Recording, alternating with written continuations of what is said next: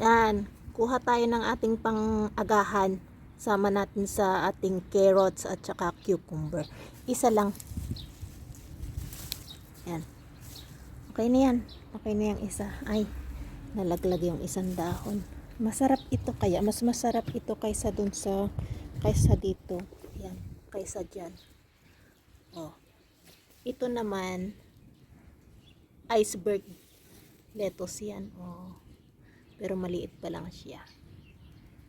Yan. Meron pa akong natitirang 1, 2, 3, 4, 5, 6, 7, 8 na red lettuce. So, kukunin ko ulit itong isa for my breakfast. Yan. Ganda. Kainin natin.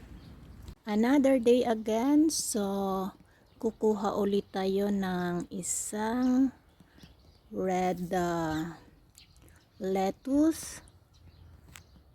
Yung isa ibinigay ko dun sa aking friendship.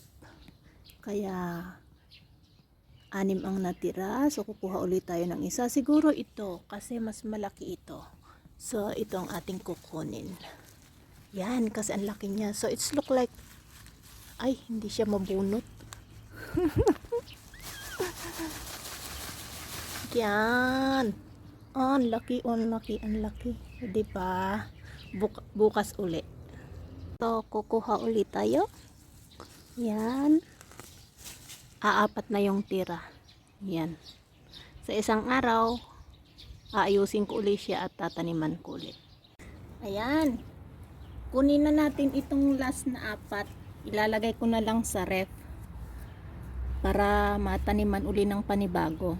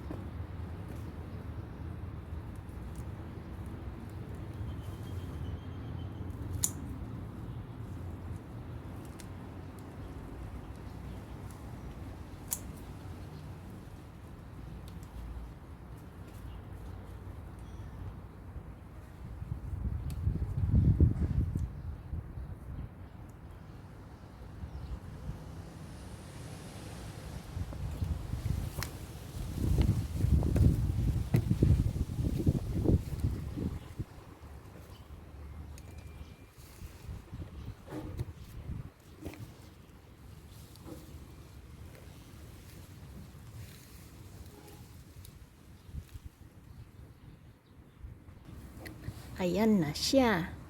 4 na piraso. Ilalagay natin siya sa rep para pwede nating ulam ng ilang araw, diba? Yan. So, kukunin ko yung spinach doon. Aalisin ko yung ibang nakatanim at tataniman ko uli ng panibagong lettuce para may pang breakfast ako. Diba? Yan.